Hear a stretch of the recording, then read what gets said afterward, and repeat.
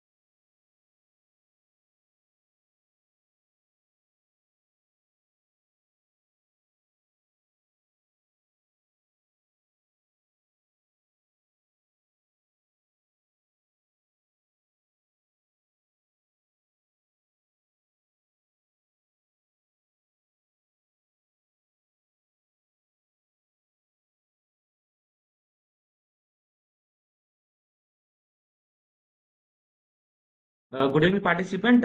Thank you very much for joining. We'll be starting soon.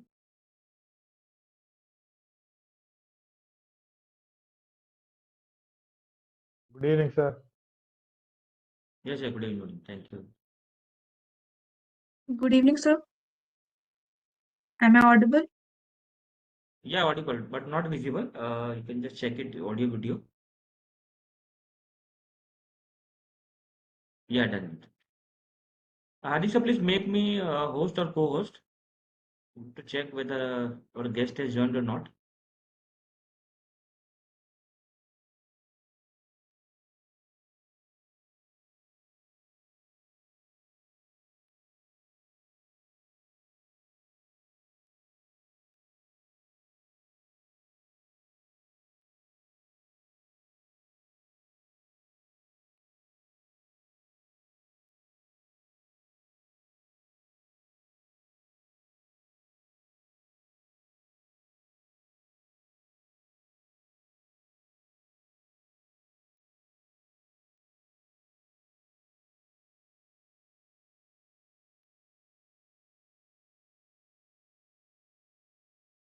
Hello, sir. Hello. Yes, yes, Akash. Welcome, welcome. Thank you, thank you. Thank Hi. you. You hear me, sir? Clearly. Yes, yes. I'm just, Hadik sir, are you there?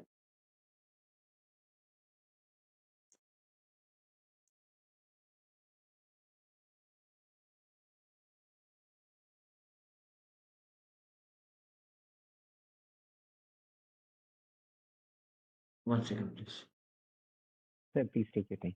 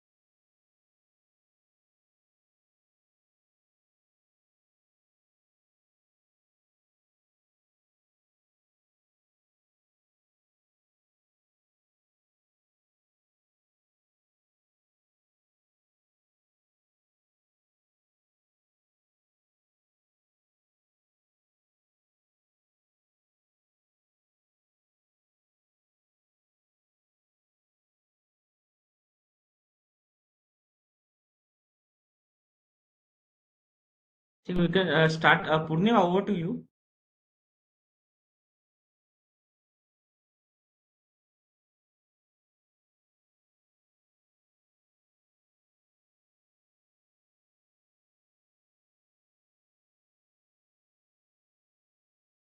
Good evening, everyone. I am clearly audible and visible. Uh, Audio problem. Purnima, there is a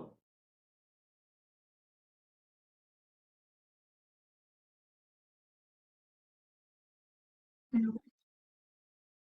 Good evening. Purnima, we can't hear you.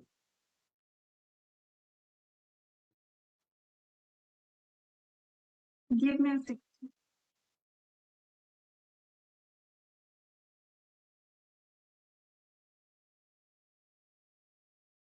Good evening. Am I audible now? Yes, yes, yes. Over to you, please. Carry on. Yeah, thank you, sir. Good evening, everyone. I am Purnima, a third-year law student at the University of Allahabad. As a moderator, I welcome you all to the day 10 of 5th edition of online short-term course on legal aid and laws, organized by Pro Bono India in collaboration with Pro Bono Club GNLU Gandhinagar. Access to justice is a cornerstone of our legal system, and ADR has emerged as a vital tool in promoting timely and effective dispute resolution.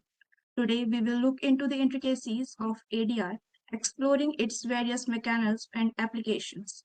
It's my pleasure to introduce our esteemed guest, Professor Akash Gupta, a renowned expert in ADR. Sir has made significant contributions to the field through his research, publications, and teachings. With an impressive academic background, including an alumnus of Tamil Nadu University and LLM from Stockholm University. He has authored over 20 publications and has been recognized as the Young ADR Academic of the Year in 2023. Currently, Professor Akash serves as an associate professor and associate director, Center for the Alternative Dispute Resolution at Jindal Global Law School, and as visiting faculty at NLSIU Bengal. We are honored to have him sharing his expertise with us, providing valuable insights into the world of ADR. With this, I would like to hand over the session to Professor Akash Gupta. Thank you. Thank you very much.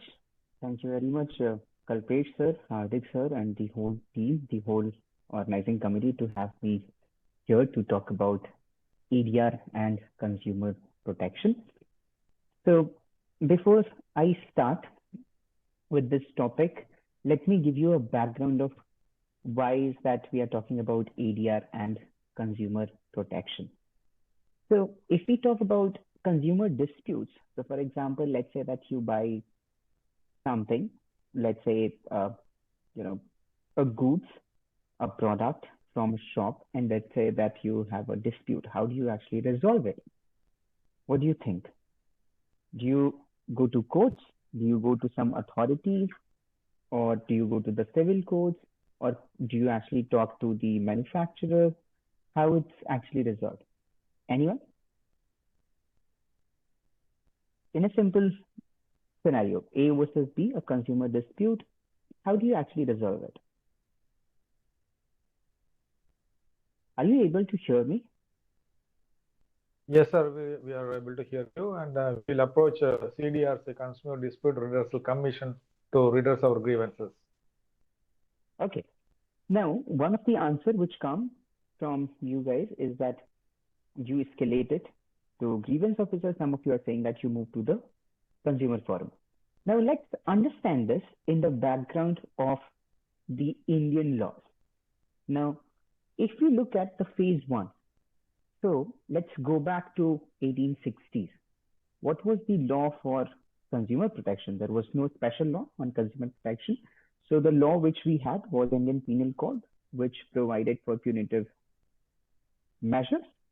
So some of it was actually governed with that. Then there is something called Drugs and Cosmetics Act, 1940, which governs some portions of it. Then the Sale of Goods Act, 1930, some portions of it. But in phase one, we didn't have a specific law which governed the consumer protection, right? That actually led us to something called the phase two. So in the phase two, there is Consumer Protection Act 1986, which was a special law on the subject matter of consumer protection, which provided that every state, every district should have a consumer forum. And then you have a national consumer forum at the national level. Now, this phase two is very important because previous to this, there was no special forum to resolve your disputes. So when you say that you move to consumer forums, it actually comes from this Consumer Protection Act 1986. Now, phase three is actually a revamped version of Consumer Protection Act 1986. Now it has been replaced by Consumer Protection Act 2019. Now, there have been a lot of changes within the consumer protection law in India. Currently, it's 2019, not 1986. Now, this 2019 also inserts a chapter 5, which provides for focusing on mediation as a method for resolving disputes. When I say dispute, it means consumer dispute. Any question in understanding the introduction, the three phases of the dispute resolution with respect to consumer disputes, that how do we actually resolve these kind of cases? Any questions so far?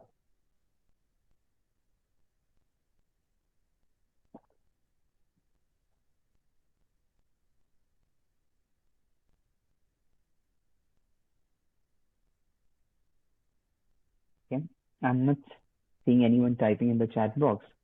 Yes, you are right that you can register a complaint with the service provider. You can, of course, write to their grievance officer. That's already there. But that's something which is an internal dispute resolution within that, company or within that service provider. But not always that it's going to be an internal method of dispute resolution. You have to go an external, center, on external mediation, or an external area. If, of course, if things go fine, directly talking to the grievance officer of that particular company, then it's the best thing, because then you get a very fast and quicker resolution, because then you may have a settlement talking to the other side. So that's already there. Okay, so I see a question by Mr. Nawaz that medical devices also falls under IPC if it's MNC and having issues. I'm sorry, but can you please unmute and tell me exactly that what's your question about, because it's not clear for me. Am I audible? Yeah. Yes, Actually, I can hear you. we know about the BiPAP ventilators, CPAP ventilators, oxygen concentrators. Basically, these are coming from the overseas. These are manufactured in the overseas by the multinational companies and selling through the dealers. But if we have certain issues with the medical device, so which appropriate forum, whether it falls under the IPC, we can where we can pitch our grievance. That Okay, please understand this. Your larger question is, if let's say there is a deficiency of service, for example, whether it's a medical device or whether it's a product, whether these medical related issues come within the framework of Consumer Protection Act. The short answer is yes, it does fall under Consumer Protection Act. If you look at, I think the landmark judgment in this is VP Shanta, where they said that medical services or anything of this nature will also come under the purview of consumer protection, and the appropriate forum for dispute resolution is the consumer forums. So when they say this, it's already clarified that it's not IPC, it's actually this. However, if you want to file something of a criminal nature where you want to make them liable and you want to make them face the punishment, then of course IPC is also going to help you. And this comes from the same case law, VP Shanta, that this, medical disputes is a consumer dispute. However, the Consumer Protection Act 1986 or the 2019 Consumer Protection Act provides that the remedy under Consumer Protection Law is a complementary remedy. It does not mean that if you take a remedy within this, and let's say you have also a remedy under IPC, you are barred from that. So technically, if you take a remedy under consumer protection laws, you're always free to go for any other remedy which the Indian laws are providing. So the short answer is you can use consumer protection for that. If let's say you want them to be punished and there is certain provision under BNS which actually helps you with that, you are also free to initiate another case within BNS.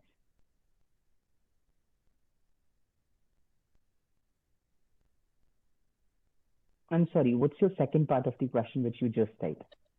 Because Yeah, I answered with the first part. Yeah. If the device is imported in nature, like Philips manufactured some ventilators before 2017, they used the carcinogenic forms and they distributed globally such devices. And number of petitions filed in the US in the different consumer forums and some High Court and the Supreme Court. Yeah.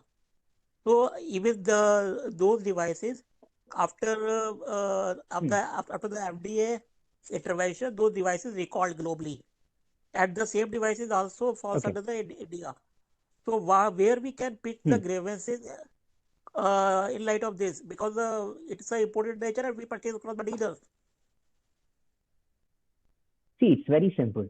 When Philips or let's say Tesla or any other company which is not an Indian company, if they start selling their products in India, they don't do it just like that. Either they need to have an Indian partner, an Indian service provider, an Indian subsidiary. They need to have a company which is registered in India, or there will be certain company which is actually importing all of this. So there must be something in India. It's not like Tesla US is doing everything in India just like that. They have to have, a company, an LLP, a joint venture or something. It doesn't matter where the company is from, whether it's an American company or it's a Singaporean company. Of course, there will be some link to the Indian company, and that particular company will be within the jurisdiction of the consumer protection to take an action against. So the law is very clear on this. I'll give you an example for this. For example, this Union Carbide case from the Bhopal gas tragedy. It was an American company. It was also operating in India, but there was an Indian subsidiary also. So please don't think just because the company is not, situated in India, which is actually manufacturing it, you are all saved and then you have to move to New York to actually sue them. Not really. There must be some link with an Indian joint venture, an Indian subsidiary or something. And that particular entity will be responsible for this. But let's come back to our initial discussion of ADR and consumer disputes. So the background was with respect to the phase 1, phase 2, and the phase 3. So just to take you back to our original discussion, phase 1, no special law. Phase 2, special law, but a bit old law, not ADR inserted provisions. Phase 3, new law with the ADR mechanisms within the framework of consumer protection itself. Now, ADR mechanisms for consumer disputes in India. Now, these allow parties to resolve their disputes privately without going to regular courts and paying hefty costs, thereby providing greater autonomy to parties in disputes. Now, this is why it is ADR mechanisms inserted into this consumer protection laws, because if you have ADR involved right here, it will actually result into faster resolution with less cost into this. Okay, now the first question which comes to our mind is that whether consumer disputes are something which are suitable for ADR or not, because we are saying that ADR should be used in consumer disputes. The answer is yes. In the Afghans case, it was a discussion that what subject matters of the disputes are suitable for ADR, where the Supreme Court held that consumer disputes are suitable for ADR. So this was already clarified. So it is a settled law that you can use ADR mechanisms while resolving consumer disputes. Now, in one of the cases in 2016, the question was whether consumer disputes are suitable for arbitration. The court said that some specific disputes could not be resolved through arbitration if a special forum already had the power to handle such disputes.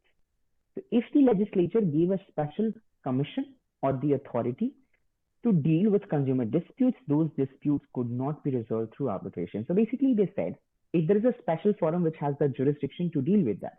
For example, consumer forums to deal with consumer disputes, it means that you can't do arbitration. So they said consumer disputes are not arbitrable in nature. Then another case in 2019, MR versus Start Singh, the court held that area mechanism can be used to resolve consumer disputes. However, the court held that an arbitration agreement would not bar the jurisdiction of the consumer forum to entertain a complaint. So what happened in this case, if an arbitration agreement is already there and let's say a party initiates an arbitration and another party goes to consumer courts, whether the consumer courts will say that there is an arbitration agreement, so we are referring the matter back to arbitration? The answer is no, because they said the jurisdiction of the consumer forums are always there. It doesn't matter if you sign to an arbitration agreement or not. The jurisdiction of the consumer forums will be intact. It doesn't matter if you have an arbitration agreement also, which means that even if you have an arbitration agreement in between the parties, you can't opt out of the jurisdiction of the consumer forums. Now, this came in 2019, and in 2019, Consumer Protection Act also came in, the new one, which included a chapter on mediation as a dispute resolution mechanism, but it did not provide for arbitration as one of the potential method of dispute resolution. Any questions so far in understanding the laws with respect to ADR in consumer protection? Any questions?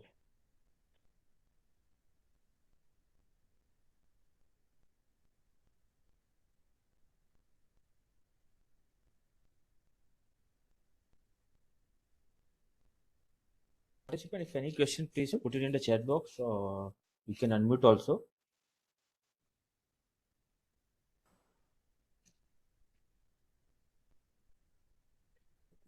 Okay.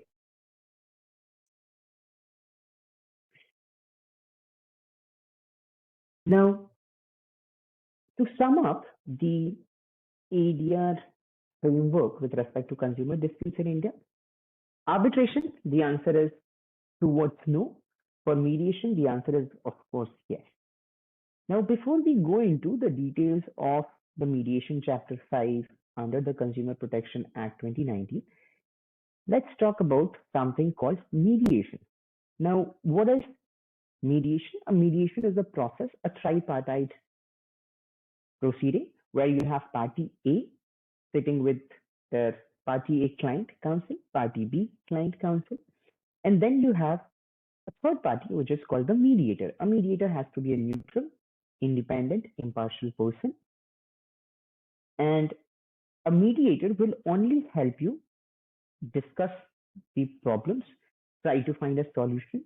They do not decide the dispute. They just help you, discuss the issue.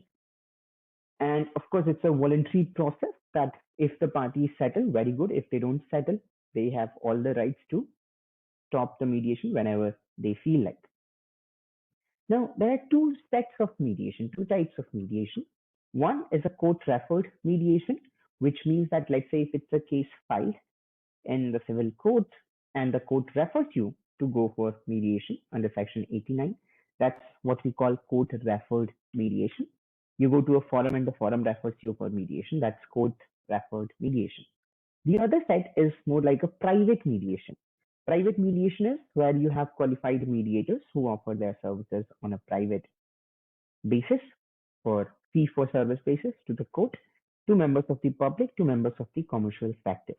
Now, private mediations can be of two types broadly. One is the ad hoc type, and the other one is where you have an institutional mediation. Now, this institutional mediation is basically where you have a center which actually helps you with respect to providing a service relating to mediation. So, for example, IAMC Hyderabad is an institution which is an expert in providing you services with respect to arbitration or mediation.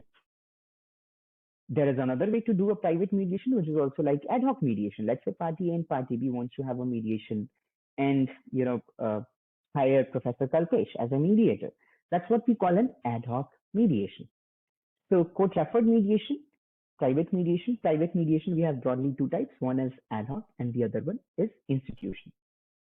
It's just that institutional mediations are more channelized because you have a pool of mediators. There is a center which is involved in all of this. They provide you all the support which will help you to, quickly go through all the process and steps within a mediation.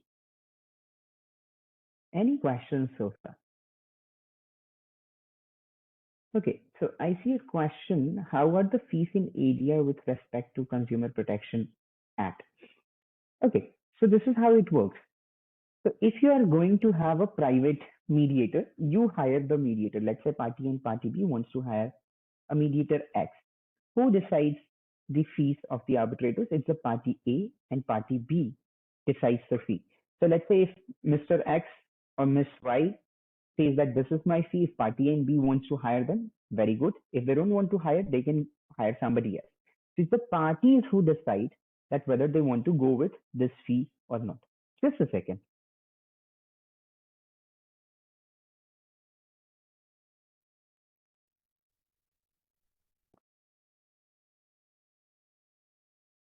So in the private mediation, this is how it works. This is with respect to ad hoc mediation. When it's a court annex mediation, then it's the court which already have a fee structure in place that will be followed. But when it's an institutional mediation have an annexure, a schedule, which is more like a percentage basis. Let's say if the amount is in between 10 lakhs to 1 CR, this will be the percentage of the fees. So let's say 5% or 2% or 10% of the total amount in dispute will be the fee for this. But all of this is only applicable when the parties have not agreed to another fee structure. So this is how it works for the fees with respect to Consumer Protection Act or with respect to any of the other mediation. Now, another question is, can these issues be managed by ODR platforms? Yes, of course. So it's already happening that in India, there are ODR platforms which are having consumer related disputes. They are having online mediations, and it's already being done.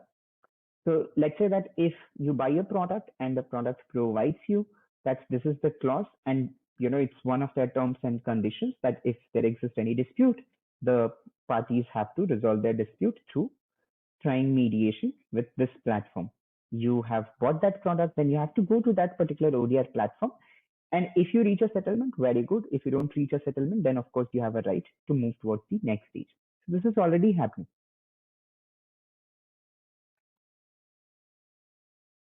If you look at the recent changes, Commercial Codes Act 2015. So these are some changes with respect to the ADR laws. After the Commercial Codes Act, mandatory pre-litigation mediation is there. That if it's a dispute which comes within the Commercial Codes Act 2015, you have to first go for mediation mandatorily. Consumer Protection Act 2019 also encourages you to go for consumer mediation cells before you actually go to the consumer forums. Draft Commercial Codes Amendment Bill is already there, which also provides certain changes with the current Commercial Codes Act. Mediation Act 2023 provides for community mediation and online mediation, which actually supports the online dispute resolution platforms to do online mediation. Any questions before we go to the mediation process? Yes, sir. One of the prerequisites for referring the matter to commercial courts, we had to have a ADR mechanism. That's what mandated in the Commercial Courts Act 2015.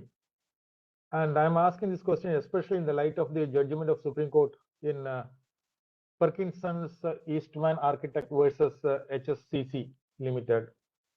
Unilateral appointment of arbitrator is bad in the eye of law. Suppose we have an agreement with the party that they are agreeable for arbitration, and the party did not turn up for a settlement or even for mediation. If you resort to arbitrator, that's unilateral appointment of one side, and that party didn't turn up, and that has been decided as ex parte, then can we straight away go to execution petition, even though this is an ex parte arbitral award? See, there are two basic issues with what you said. One is that there is a unilateral appointment. The second is an ex parte award. Unilateral appointment after Parkinson's is already decided by the Supreme Court and it is bad under law. So let's say, to simplify this, if you and I have a dispute, if you appoint an arbitrator, or you say that out of the 5 people, from what I say, Akash, you have to choose an arbitrator, that's not valid. That the law is clear on that. Previously, it was done. I'm saying even now it has been done by a lot of companies. It's just that unless until you go to court and challenge it, everything is valid because you are not even challenging it. However, the law is very clear. Unilateral appointment is not valid under the arbitration. That's the short answer to your first question. Now, the second question, the second part of your question is, if let's say this unilaterally appointed arbitrator renders an award going ex parte, if the appointment is itself invalid, the award is by virtue of being rendered by an invalidly appointed arbitrator is also going to be null. That's second part. The third part, assuming arguendo that this appointment was valid, let's hypothetically say that this arbitrator's appointment was valid, still an ex parte award can be challenged on one of the grounds, which is inability to present your case fully. If you can showcase reasonable ground that I didn't have the opportunity of being heard in front of the tribunal, you can still challenge the award. Was that clear to you? Yes, sir. Got it. Thank you. Yeah. But the law is this: unilateral appointment of arbitrator is not valid. Even if an award comes from that, that's also invalid. Ex parte awards, very high thresholds you have to meet that you have given an opportunity of being heard. Otherwise, the courts will annul that award. So it's a very, risky area to go in, ex parte. So if you are an arbitrator, you have to make sure that you give them ample opportunity of being heard. If you are a counsel, you have to make sure that, you prove it to the court that you didn't have a reasonable opportunity given to present your case fully, because that's one of the ground under section 34. Okay, so there is another question. Are there any guidelines issued regarding fees for ADR procedures in consumer disputes? I don't think so, because the Mediation Council of India is not operational. So it can be one of the functions of the Mediation Council of India. There is no guidelines of this nature that what should be the fee structure. And under the Mediation Act, there is no annexure which provides you that what should be the fee structure. For example, you have for the arbitrators, you have a fee structure, a tentative fee structure, which is already a part of the Arbitration Act. So that's not there as of now. And not the courts are taking this charge and trying to provide a guidelines for this. So it's whatever the parties decide, that will be the fee structure. That's how it works. Then another question is, after the Mediation Act of 2023, are there any changes in the Arbitration and Conciliation Act of 1996? I'm really sorry, but I'm not able to understand your question that after Mediation Act came in, are there any changes to Arbitration Act? Because these two are two different subject matters. Can you unmute and rephrase or clarify this question so that I can answer it?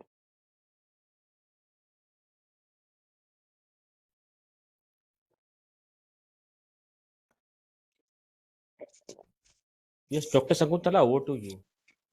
Please unmute and ask the question.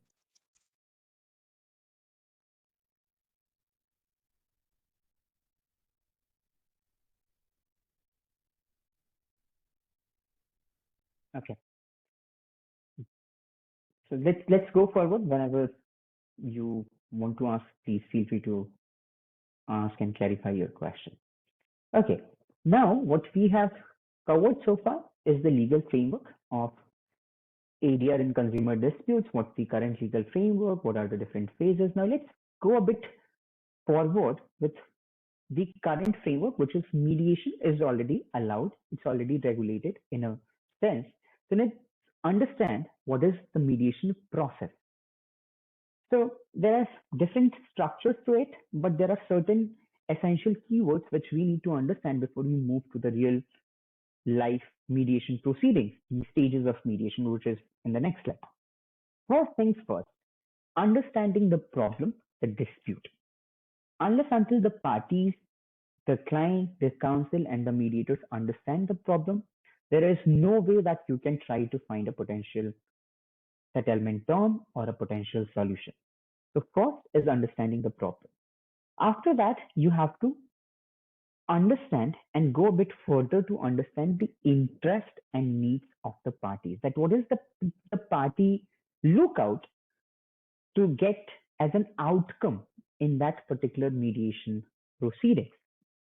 Third is defining the problem.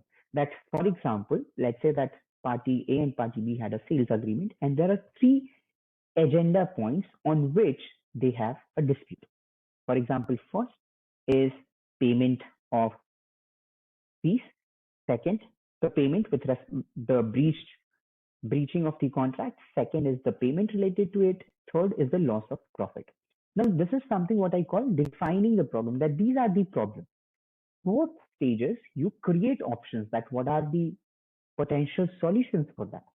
Fifth is where you evaluate options, that how good it is for the interest of your company, how bad it is. And the last one is whether you settle it or not. Once you understand these process, then you get into the stages of mediation. Now, what are the different stages of mediation? There are four in general. One is the opening session. The opening session is where all the party, client, counsel, mediators, all of them sit together, and the mediators open the discussion. They introduce themselves. They tell you what exactly is mediation, what are the ground rules of mediation. It's a voluntary process, all of this. Then the parties get a chance to tell them exactly what's the problem, and it actually starts with the claimant, because they are the one who initiated this mediation. So they tell them the problem according to them. The client starts, followed by the counsel. Then it goes to party B. Party B also tells in their own perspective that what are the problems at hand from their perspective, and then followed by counsel. Once this is done, this is the opening part where all of them tries to find out, to make sure that their perspective, their problems are heard. At the end of the opening session, they have to make sure that they decide the agenda. The agenda are more like issues, that what are the points of contention. For example, issue 1, issue 2, issue 3. So that you already know that this is going to be the roadmap of the whole mediation proceeding, and you have to start negotiating, discussing with issue 1, issue 2, issue 3. Now the joint session is where the parties and the mediator sit, and they start with their discussion, understanding the problems, going deeper into it, creating options, evaluating options, all of this issue by issue. First, issue 1, if let's say it's a deadlock, you park it, you go to second issue. If there is a settlement, very good. If not, you have to park it, then you have to go to issue 3. If let's say all three of them, none of them are resolved, you can again go back to issue 1. Maybe this time when you try afresh, maybe you get a solution. But it is not mandatory to have a solution at the end of the mediation, because the parties have to give consent to the settlement. The third one is, let's say there is a deadlock in between party and party B, and one of the parties want to talk to the mediator alone without the presence of the other party. They can always talk to the mediator in a separate session, which is called a caucus or a separate session. Sometimes this also helps to diffuse the tension in between the parties if there is just a deadlock. Now the closing session is at the end of this. Let's say if they have decided that two of the issues are settled, one of them are not settled, and they want to, make sure that only one issue which is left out goes to arbitration. The two settled issues are resolved. Or let's say all of them are resolved, or let's say all three of them are not resolved. It's something which they discuss at the closing session. Any questions with respect to the process of mediation or the stages of mediation? Okay, now there is another question. Does Mediation Act 2023 and Arbitration and Conciliation Act override each other, or are the above acts parallel to each other with distinct objectives? Again, I'll say the same thing. Why don't you unmute and clarify this question? Because Arbitration and Conciliation Act provides for a different subject matter, Mediation Act provides for a different subject matter. It's not like Consumer Protection Act 1986 and Consumer Protection Act 2019. Yeah. Sir, I am Ramarao speaking here. Sir, Yeah. I mean, there is a lot of confusion by the new act, Mediation Act 2023. So what happens? Sorry, I lost you. I heard you till the point you said that there are a lot of confusion. Confusion with respect to?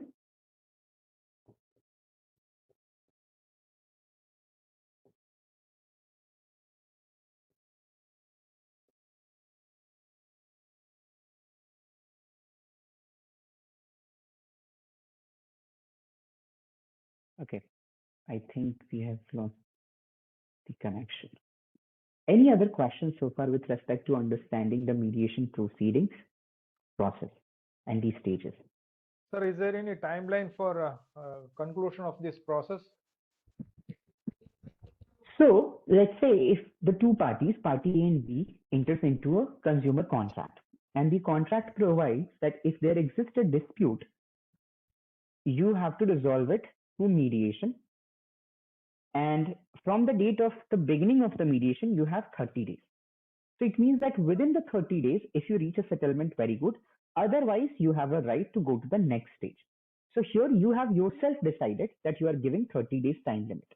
But if there is nothing given, then what happens? Then the Consumer Protection Act 2019 will be applicable. And the time limit is something which is governed by the Consumer Protection Act itself. So it's always better to draft clauses which provides a specific time limit, because otherwise what will happen?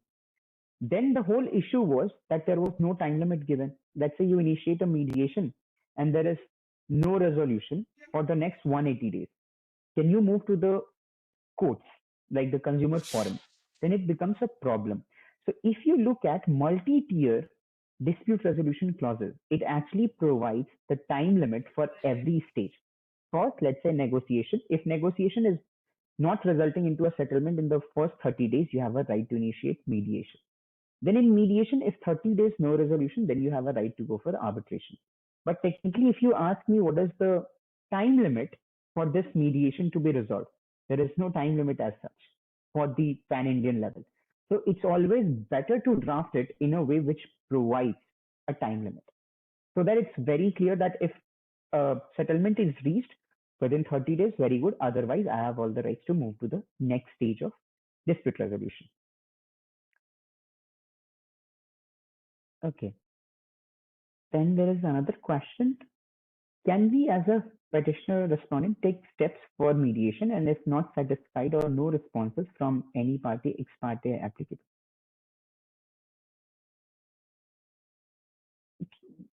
What do you mean by this? You are saying that you can do a mediation ex parte. Is that your question? Can you unmute and clarify your question? Yeah. See, if we are going for the mediation, can we take steps as a petitioner or the respondent for the mediation purpose? Is there any dispute? But any of the petitioner or the respondent is not agreed for the mediation, so the ex parte orders will be applicable in this case. No. You are mixing different concepts. Let's understand the basics of area. How does ADR is in picture? You need the parties' consent to go for ADR mechanism and opt out of the court system. Okay. However, that is the general rule. But the Consumer Protection Act 2019 provides that we encourage you to go for mediation first. Once mediation has failed, then you come to the consumer forums. Do you need the consent of the parties here? The answer is no. For example, Commercial Courts Act 2015. Do you need the consent of the parties to go for mediation? No, it's a mandatory pre-litigation mediation, right? Similarly, Consumer Protection Act 2019 also provides something of that sort. But do you need the consent of the parties? No. However, please understand this. Initiating a mediation, you don't need the consent of the parties. But resolution or a settlement, do you need the consent of the parties? The answer is yes. Only when, let's say, me and Mr. Nawaz comes to an agreement that I will pay 10 lakhs to Mr. Nawaz. then there is a settlement. You need my consent and we also need your consent. But if we have to go for mediation, do you need my consent? No. Consumer Protection Act 2019 provides that you have to first go for mediation. But for the settlement, you need my consent. You can't do it unilaterally. Do you understand the difference? Going for mediation, you don't need the consent because the law mandates it. But resolution of the dispute or settlement, you need the consent of both the parties. If one of the parties is not ready to accept the terms of the settlement, there is no settlement. And once the mediation fails, then you can take that dispute, you can go to the consumer forum. This is the law. Is that clear? Perfect. Okay, now let's go to the next part of the discussion. Now, Chapter 5 of the Consumer Protection Act 2019 provides that the matter may be referred to mediation if the central authority believes that there is a possibility of a settlement. Now, what is this? This is pretty much like Section 89 of CPC. If the forum is of the opinion that there exists a possibility of settlement, that in that case, they can refer you to mediation. Now, mediation is encouraged for all consumer disputes as it leads party to a solution agreeable by both the parties rather than a decision forced by court. Now, mediation allows consumers more autonomy and helps level the playing field between the seller and the consumer. Now, these settlement agreements which are entered into through the mediation are enforceable due to Section 27 of the Mediation Act 2023. Mediation Act 2023 provides Section 27 that if you have a mediated settlement agreement that has the same force of law like you have for the decree of a civil court. So it's as good as a decree of a civil court. Now, what is the need for integration of ADR mechanism into the legal system? Overcrowding of litigants, massive backlog of cases, heavy expenditure, and its fast-tracked ADR process. If the parties settle, they settle. If they don't settle, they don't settle. So this is much quicker than having something called arbitration or the Consumer Protection Act proceedings, which is done by the consumer forum. Now, if you look at the ADR institutions in India with reference to consumer disputes, the new Mediation Act of 2023 introduces rules for mediation in Chapter 3. Mediation Council has to be set up, and the Mediation Act also provides for a creation of a mediation service provider. That what will be the definition of mediation service provider? There will be a list of those. The Mediation Council of India will promote mediations, offer training, keep the record of the settlement agreement. And these service providers will manage and oversee mediation institutions and mediation in the country. Now, the Mediation Council of India will promote international and domestic mediation. So in a way, consumer mediation will also come within the purview of the jurisdiction of Mediation Council of India. They will also handle training, education, certifications in mediations, and keep a record of mediation settlement agreements. So who can be a mediator? What should be the fee structure? What should be the certifications which is approved by the Government of India? All of this comes within the mandate of the Mediation Council of India. In the financial budget of 2024, Government of India has provided for an INR 4 crore allocation for the India International Center, New Delhi, and INR 5 million each to all the mediation and arbitration councils in India with the aim of improving the ADR facilities. But as we talk now, the Arbitration Council or the Mediation Council are non-operational. So it is yet to be coming into operation. Okay. Now, if we look at the arbitral institutions, there are two. One is institutional, the other one is ad hoc. Ad hoc arbitration are pretty much like ad hoc mediations that party A and party B decides to do arbitration. They want to hire A, B, C as the arbitrators. Which rules? They'll create their own rules or they'll copy any of the rules which they want. There is no set rules for that. Institutional arbitration is that when you refer to something like IIAC, DIAC, MCIA, IAMC, any rules which are well delineated, they provide certain rules and they have a set formula for all the different potential situations. They have a list of arbitrators, they have a list of fees, they have a secretariat, they have a case management team. So they'll help you with all the different stages of the proceedings. Now that is something called institutional mediation. Now, if you look at the government of Telangana, they have made an effort to privatize justice by including a mandatory arbitration clause in contracts between private vendors and the government of Telangana undertakings and it mandates arbitration under the aegis of IMC Hyderabad. If the government of Telangana is having a contract with a private vendor, they have a mandatory arbitration clause with IMC Hyderabad, which means the sole authority to oversee those disputes is IMC Hyderabad. So this is what I call privatization of justice. Of course, at some point of time, you may argue that it incurs costs, but it's going to be much quicker than going to the courts and resolving it. Now, this model can be implemented in India to facilitate more efficient adjudication of consumer disputes and promote the use of ADR mechanism. Role of technology in consumer ADR and online dispute resolution for consumer disputes. In Grid Corporation of Odisha versus AES Corporation, the Supreme Court held that when an effective consultation can be achieved by resort to electronic media and remote conferencing, it is not necessary that the two persons required to act in consultation with each other must necessarily sit together at one place, unless it is the requirement of law or the ruling contract between the parties, which means the parties are free to use online dispute resolution for consumer disputes. Many private organizations like SAMA, Resolve 360, and CORD in India have been already using ODR methods to resolve disputes, especially consumer disputes, as the value of the claim is on the lower end.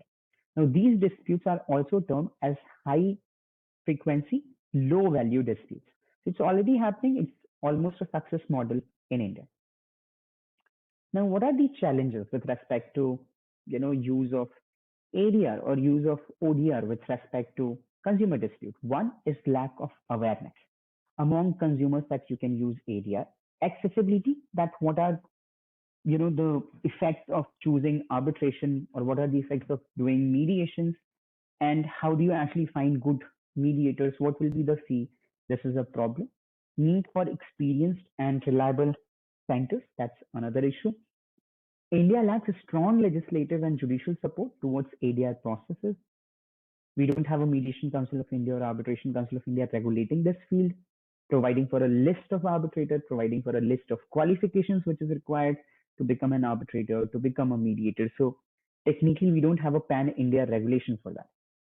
Consumer trust towards alternative methods is an forever problem in India, because people think if it's a court order, it has more power attached to it, it has more value attached to it. But if it's a mediated settlement agreement, or if it's an arbitral award, that does not have the same force of law. Cultural and linguistic differences is another issue which is faced in terms of ADR, especially when it's a case that one of the party is not coming from a very good background and they are not having the accessibility with respect to language technology, then it becomes a larger problem. So how do we actually resolve that? That's another issue. And of course,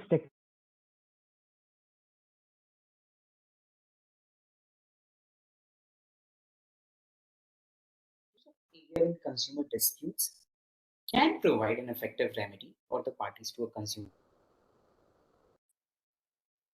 Going to be resolved through ADR.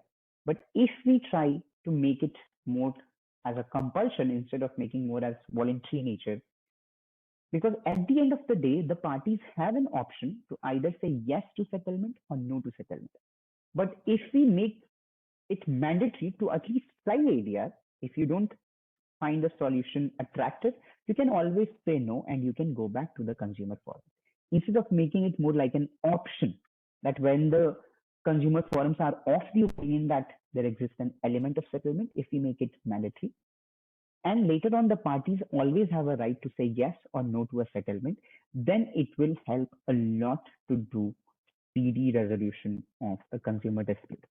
And if some of you are interested to read more on this, so I have written this paper, which is published in the Consumer Alternative Dispute Resolution in Emerging Economies. So it's two professors coming from Turkey while they were working in London. So they came up with this idea where they have different chapters coming from emerging economies, for example, South Africa, example, Turkey, example, Pakistan. So the Indian chapter is something which I wrote together with two of my co-authors.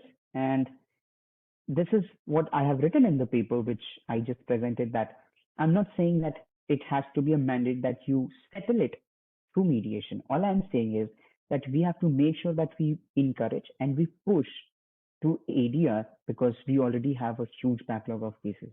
The last time I checked, the number of cases pending in India was 4.5 crores cases, which is a huge number. If we look at the high courts, that how many high courts are running to the full of the capacity, it's a very difficult, it's a very bad shape there also.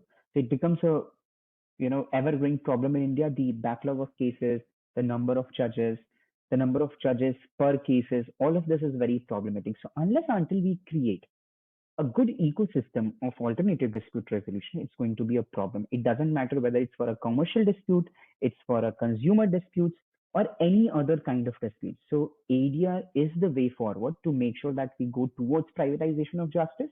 And if both the parties are ready to settle, who's there to stop you? Nobody, right? But the parties have to make sure that they at least try out something like mediation. If they settle, very good. Otherwise, you always have a right to go back to the consumer forums. And with this, I stop my presentation here. If you have a question, please feel free to ask.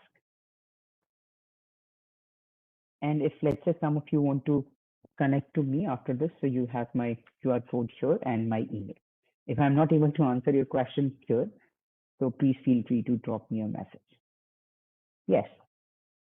Any questions?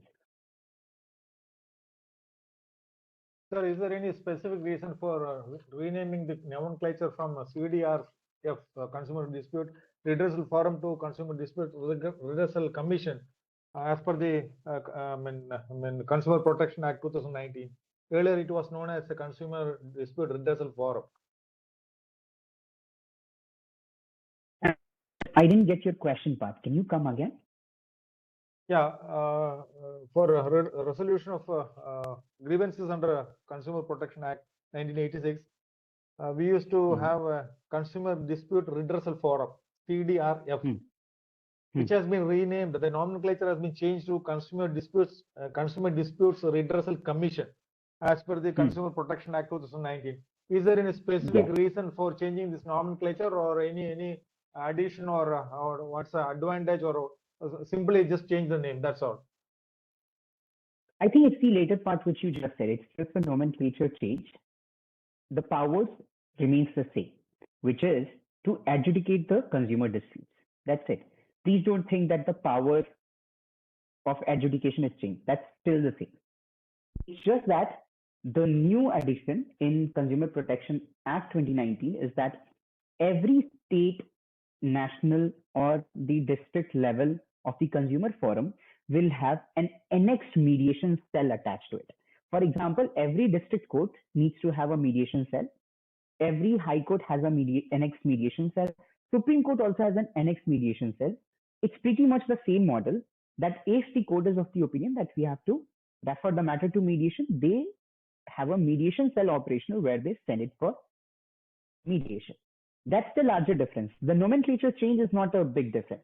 It's just something which is more like a nomenclature change. So what you guess is exactly right. But mediation cell, that has to be there with respect to district, state, and national forums, is a big change, because consumer mediation cell is way different than your district court mediation, annex mediation center. That's different.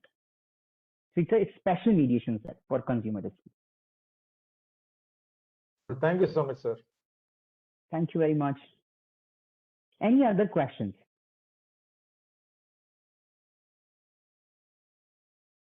Participant, you can ask question, unmute yourself or in the chat box. There are a couple of questions.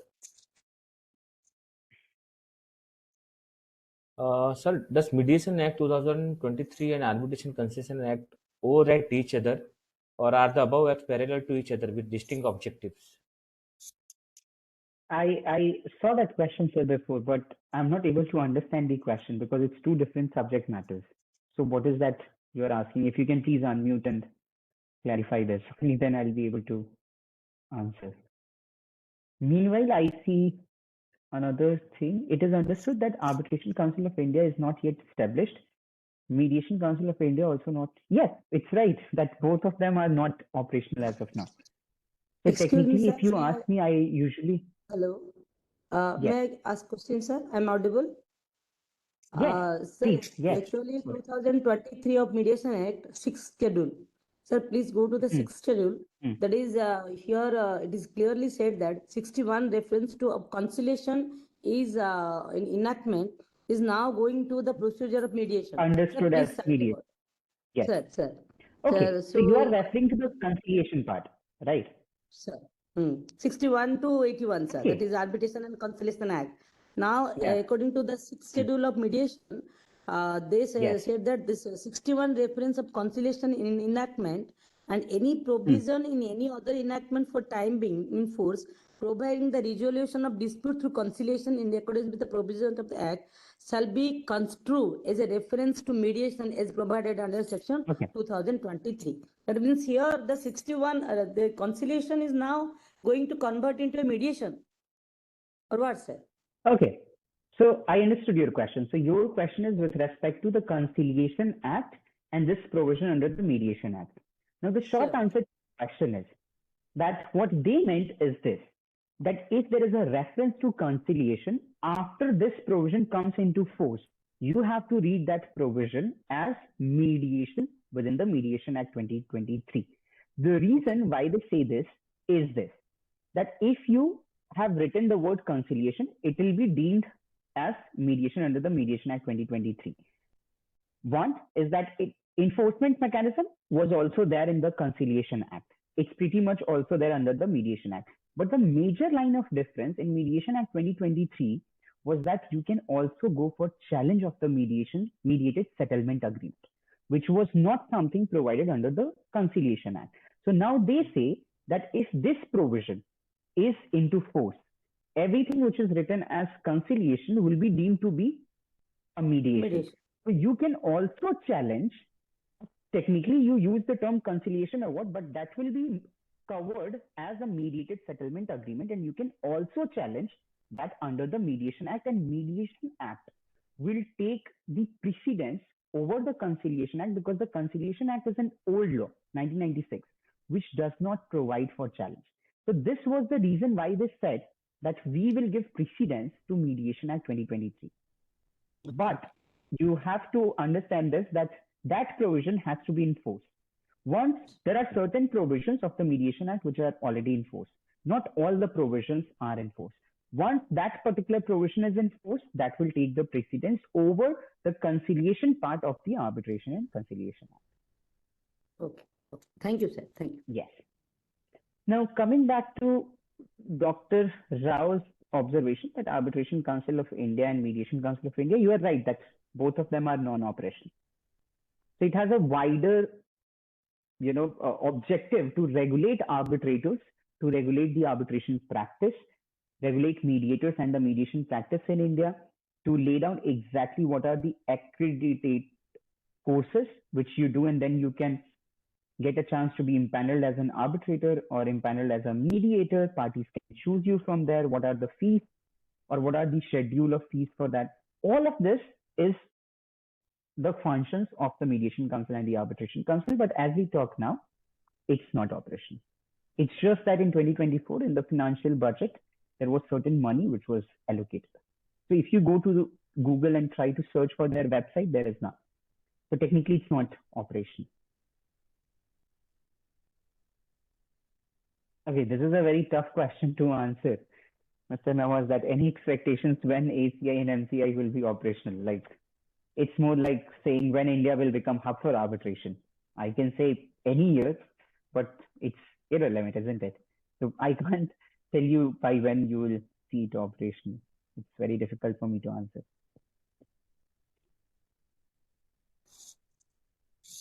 Yes, any other question, participant?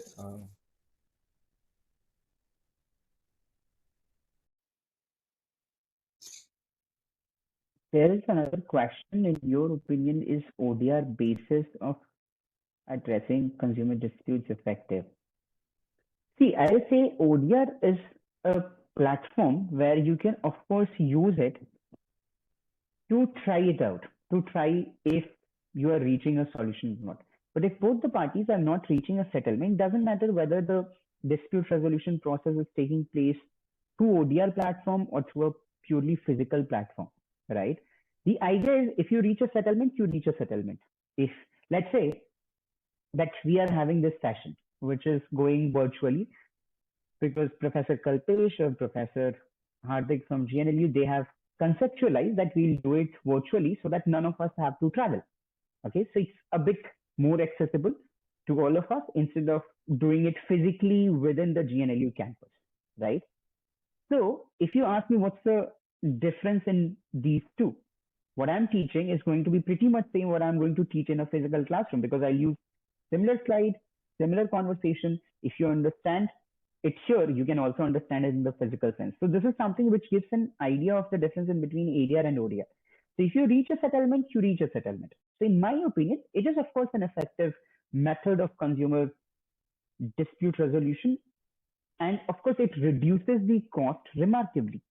I'll give you an example. Let's say that if you have to do this course in a physical setup, where GNLU starts with this course where you have like 7 days, you have to stay there. Of course, it also incurs cost, because when you stay there, all of us have to come there. Forget about the living cost or my hostel cost or my boarding, lodging, meals cost.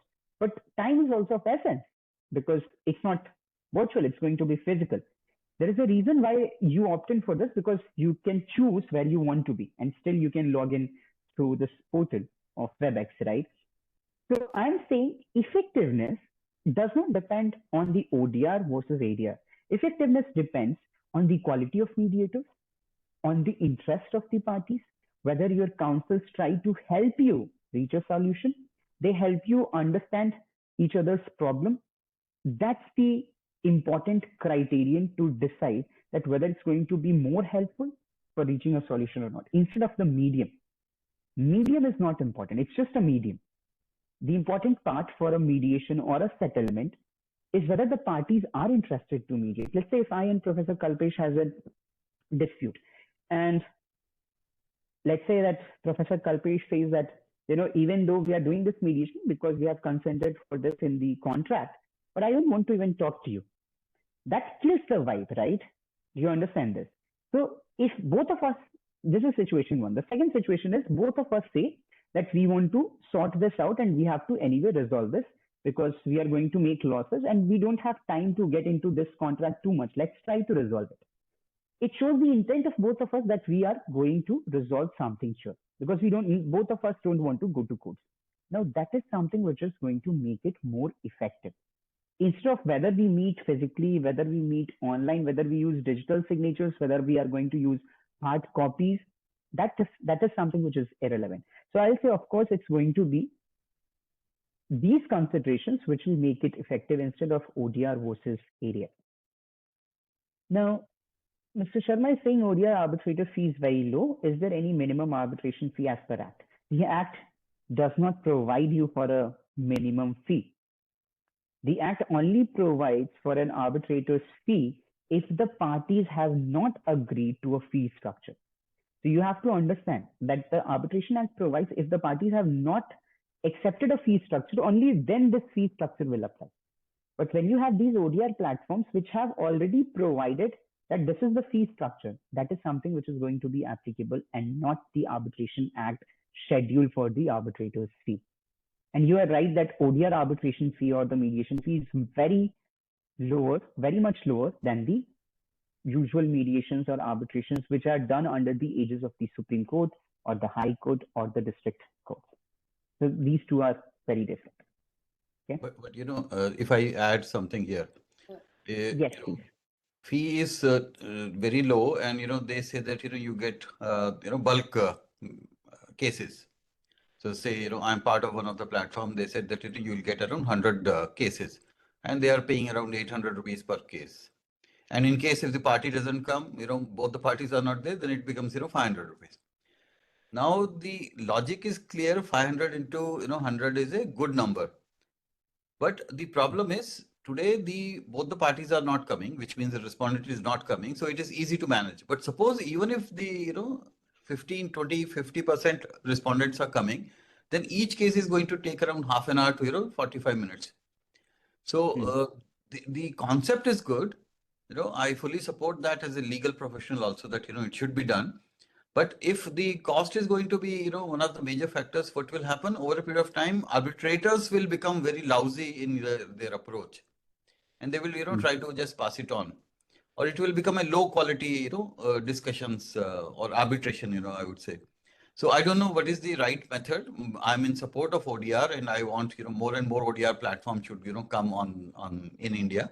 But this is one of the problems, which I face, and, I have raised them, the issue also, but they are also, bound by the total money which they are getting. As you rightly said, that it is between the, claimant and the respondent.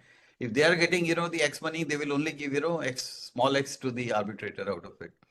So good concept, but I think it will take some time to evolve over a period of time. I agree with what Mr. Sharma said. He actually summed up the whole scenario of ODR in India.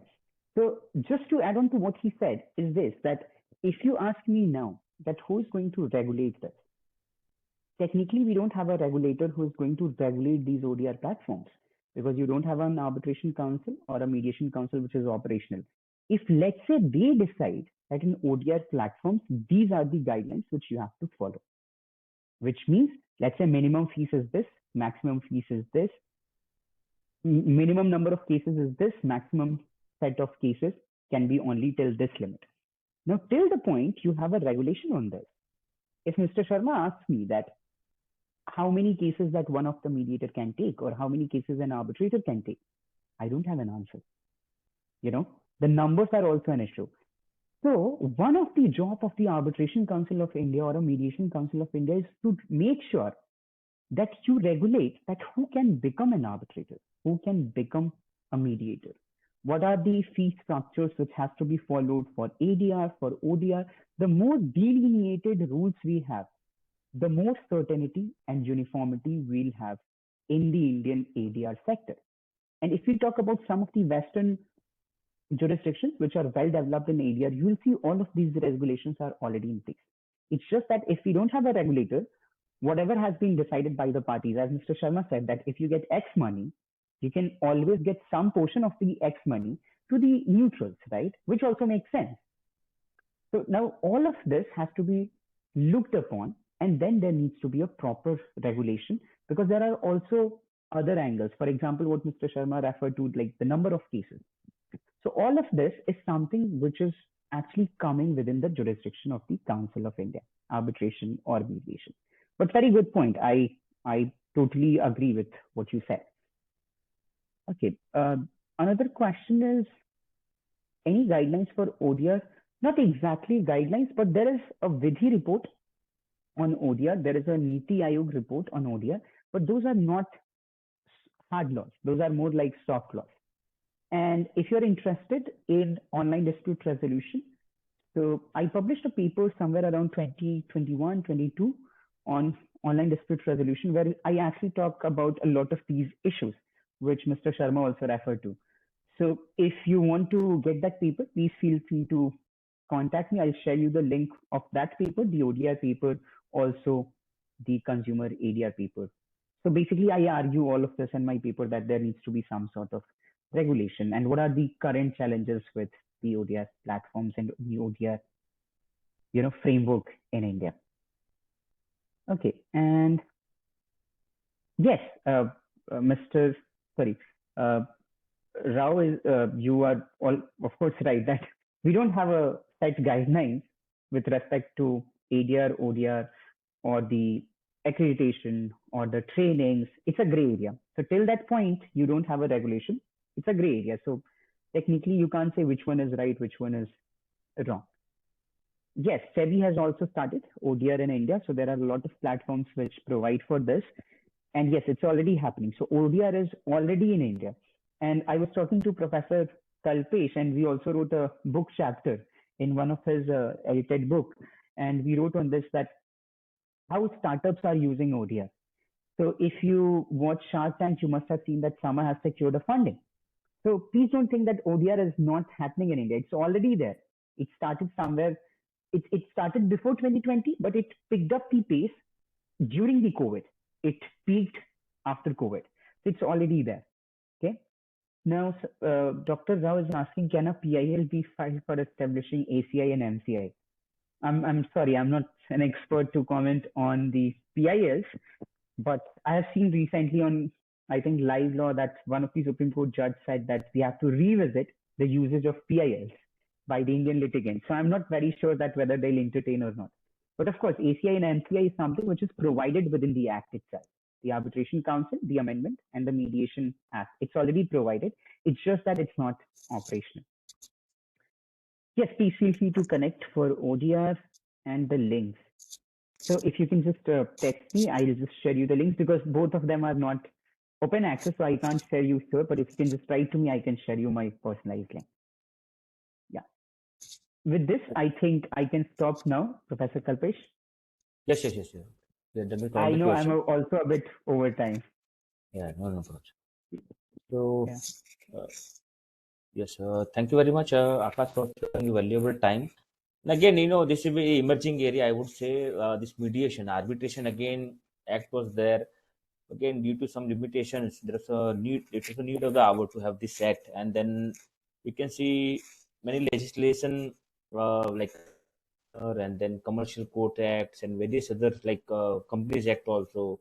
This part also, it become like obviously some like in commercial court it's mandatory, right? In some part, okay, they will see the possibility of settlement. So this kind of, again, so it's the future, I would say, this ADR. And then we have students from 12th pass students are also there. They'll be joining law school soon. So I request you start reading and then enhance your knowledge with this particular read in detail. I would say by the time in maybe third year you will able to have some grip on this particular subject, and then subject will be obviously it will there towards the end of your the curriculum, maybe 3 or 5 year course. With this, on behalf of organizing committee, we are grateful for you, Akash, for your sparing wonderful time, and look forward to see you in future events also. Thank you very much. Thank you so much for giving me this opportunity to talk about ADR and consumer protection. Thank you very much, everyone. Thank you. All the best for the next session. Thank you. Thank you, Purnima, and then thank you participants for joining, and see you tomorrow.